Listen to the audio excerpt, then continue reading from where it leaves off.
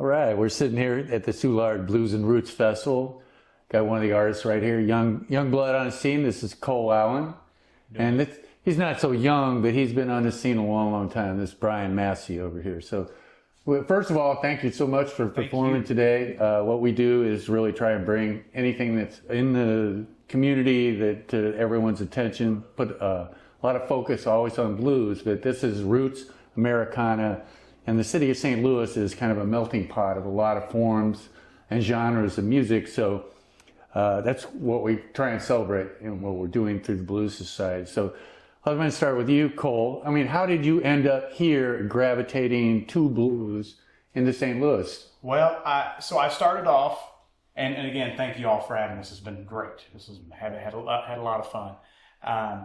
But I started off playing rock and roll and heavy metal and stuff. I was really into like Yngwie Malmsteen, and when I first started like shred stuff, and I pretty much stuck with that even when I was studying classical guitar at Webster. And my sophomore, junior year, I roomed with Matt Lesh, and he always was playing blues stuff. He was playing with Big George. And I always thought, I thought that was so cool, but I really didn't like take to that music. Then he told me, we were having a conversation one time, and he said, you would like T-Bone Walker. And sure enough, I went up, and the very first song that came up was T-Bone Walker's Going to Chicago with it. And it was one of his live performances, and I just was blown away by that. And that's kind of how that started the whole thing. I mean, I just started studying those guys, T-Bone, and I quickly found Pee Wee Crayton. I just love that explosive, almost pre-rock and roll style, and it just blew me away. And one thing after another. Then you discovered the Chicago style. Yes, it's pretty apparent there. Yes, man. In that way, that the avenue was like Magic Sam, Buddy Guy. I love Jimmy Dawkins and stuff like that. I mean, the thing that I noticed today, all right, and is actually that you're writing your own material, and it's it stands up with any material that's out there. That's one thing you got to get kudos for that. Thank you. Because in the end, all right, to make your imprint in music, you need to stand out from the crowd, and you do that in a variety of ways. Some of the best people write great songs, right? Mm-hmm. And that's how their legend becomes. J.J. Cale would be an example of that. Here's a man that writes great songs, and then people like Eric Clapton, who could write great songs, takes those and does it. So kudos to that, because that shows you're on the right path to becoming a legend unto yourself and doing that. And honestly, St. Louis has got great mentors, and that's how I've learned from people. That's the only reason why. And it's like I still have so much to learn. So I appreciate that. It is. Respect your elders, and I tell you, in St. Louis is a really good music community, because a lot of places don't mentor or embrace the young. It's competition that they don't like. And the city here is a little different, and it always has been, to my knowledge, where, this is pre-YouTube and pre a lot of stuff, cell phones and everything. If you wanted to play the blues, you had to find a blues guy. First of all, as Steve Wall would say, buy yourself a guitar and then learn how to play it. Yeah.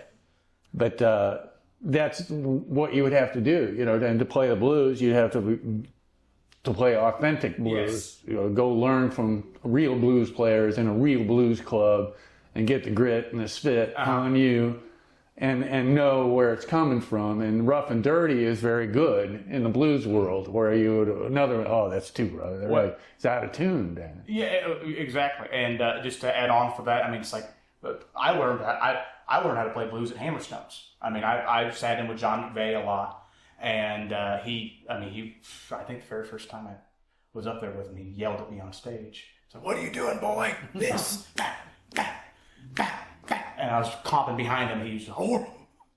Shrilled down. I was like, okay. But I tell you what, he told whatever he told me to work on, I sure did, and I've only become a better player for it. I mean, John's he's been there, done that kind of guy. Yeah, well, he's soft compared to Albert King. So Yeah, well, so I think I wouldn't. I don't think I would have had a chance. Well, let me switch over to Brian. You're a bass player, rhythm player. You play guitar as well, but I mean, a little bit, yeah. But I know.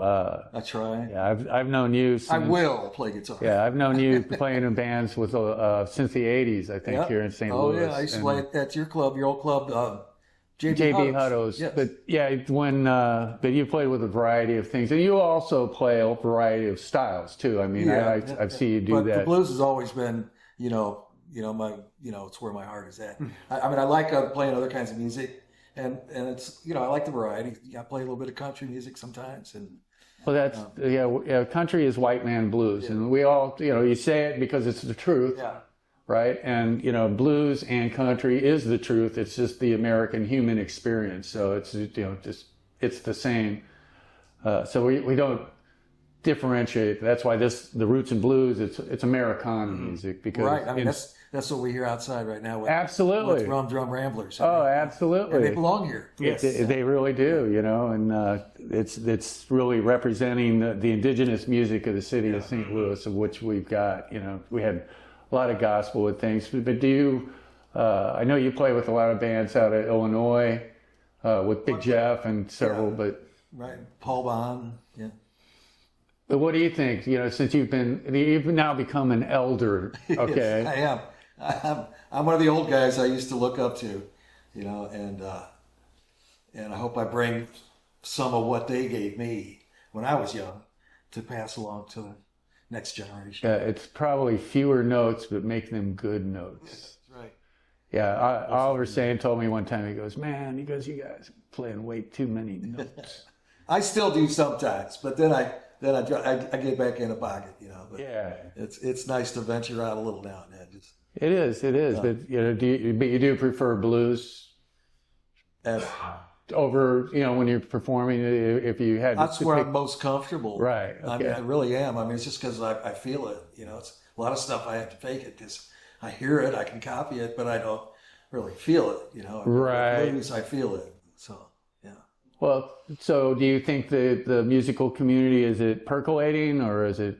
I think, you feel a hot rise coming, or what? It's vibrant. Yeah, it really is. I'm feeling that as well. There was a couple, and this has happened, from generation to generation. There's it goes up and then it goes down, and then it goes up, and that's why it's really good to see the young bloods, man, coming up, and they're real. Okay, they're coming up with they're authentic. And it's real, and writing your own, you become your own, because with me, I came up with Henry Townsend and Bankhead. Those were my guys. Tommy Bankhead. I will play forever for free, to do anything just to be in the same world with you guys. I used to see Tommy and Durius at it was on Manchester in what's now the Personality Lounge. I think it was called Miss B's. Miss B's. Yes, I was living on Boyle Street, right around the corner from there, and I would go see that. That was like 1980. Yeah, well, Tommy Bankhead was the urban blues guy in St. Louis, And he was a deputy. Oh yeah, a sheriff. I was in a hospital in '94. I had my gallbladder taken out, and I went back for the post-op visit, follow up, and I get on the elevator, and there's Tommy in his sheriff outfit, escorting a prisoner with a gunshot wound. And he goes, "Hey man, what you doing there?" So I told him, and he goes, "Well man, don't you know Durius is here?" I said, "No." And so it was when Durius first got his lung infection. Right. He was 2 doors down from me in the hospital. I didn't know it. Wow. And I went up there and I asked the floor nurse. He goes, "Oh, he just went home this morning." So I missed him again, But yeah, Tommy was and he did Bobart for years. Yes, and then Mike and Mintz forever. Yeah. But yeah, Tommy was it, But again, he was the guy that if you wanted to play, you had to play with Tommy, And I can't even tell you, if you from my age, everybody had to play with Tommy, And if you got validated by him, you had been blessed by the guy. Yeah. But he always nurtured people. You know, never gave anybody a bad critique. You know what I mean? And actually, even if when you were bad, he'd just tell you, next time, man, you know, just play it right. You know, well, best advice in the world, you know, because you'd already feel like I failed. Can I tell a Durious story? Absolutely. You guys can edit it out if it's too long or something. Absolutely. This is the things that we were trying to find. 1983. You remember I was the original bassist with Rondo's Blues Deluxe. Yes. We were playing at Calico's on McLeod, and my bass just stopped working. And we took a short break. I took it out in the parking lot because I had some tools in the car, and I took it apart and everything, and the wire broke off the jack. And there was like no soldering gun, no way to fix it. And a man walks up behind me carrying a bass. And I recognized him from Miss Meese, he said it was? Yes. Yeah, it was Durious. And he says, is it your bass or your amp? I said, it's my bass. He goes, play mine. And I went back in, and I finished the night. And I said, hey man, don't you want to sit in? No. I'm just checking it out. He says, can I buy you a drink? No, you're good. And wouldn't take anything from me, you know, except my thanks. Yeah, he was a lot like Gus. He had that same kind of vibe, you know, but Gus was an angel. The same thing, you know, always could feel his presence walking in the room, man, you know, and just all the people that he played with, you know, because his list goes on and on and on and on, man, and just, but he too is always just completely selfless about, you know, everything, but was more than willing to give his all and everything, and encourage you, you know. Yes. Never had a bad word to say to anybody. Yeah, Gus and I would just talk bass some nights, you know, and he just give me pointers. And, Well, do you think that where you're going now, all right, that I'm not aware. Have you got any recordings out yet? That's the next step. Okay. Let's try to get some like good recordings, solid recordings, so that we can circulate that stuff. Definitely. Yeah, because once you get involved in that, you know, that'll take your writing skills, but also, you know, your ear will come to you, all the things that you thought you were doing great. Well, why am I doing that? Yeah. Well, we've just been trying. We've been cutting our chops, just kind of performing out there where as much as we can. I think that's definitely the next and that's step. it. Yeah. That's it. Just do one at a time and get on it, because really that's the key. You know, you're not going to make any money off of it. Oh, yeah, that's not. It's all part of the formation of a well-rounded person. Agreed. Some people become just studio musicians because they get addicted to, you know, what you can do. For sure. And other people, the addiction is the live performance. Yes, I would say that's where I'm at, because it's like, you know, as Brian was saying with the blues, it's just like it feels like when I play this music, it feels authentic. Yeah, you know, no one will accuse you of being stiff. I'll tell you that. Yes, for sure. Because you emote and it seems real, so that's also a benefit. You know. I don't think I can play it a different way. I have to make faces at this point.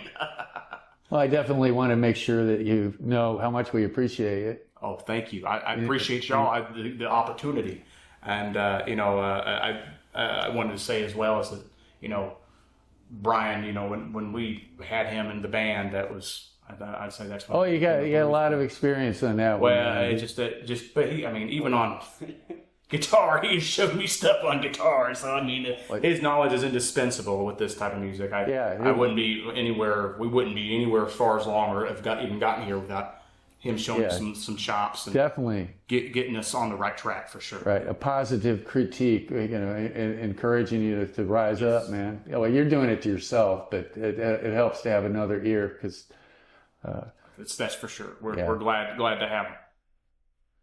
Well, I do want to thank you for being here, and we look forward to next time. Yeah, thank you. We're All happy right. to be here. Whether it be on the stage in a club, or stage on a festival, or that recording that you're going to put out for us, sir. You know. And if you need any help organizing that, that's one of the things the Blues Society also does. You know, we can arrange studio time for you and help get big things done for the least amount of money, because, you know, we're musicians and we don't make any money, and we're all volunteers and we don't want any money off of it. We just want, if you're going to do it, be good and make us proud. Yes. Thank you so much. Thank Appreciate you. it. Thank you. All right, John, thanks.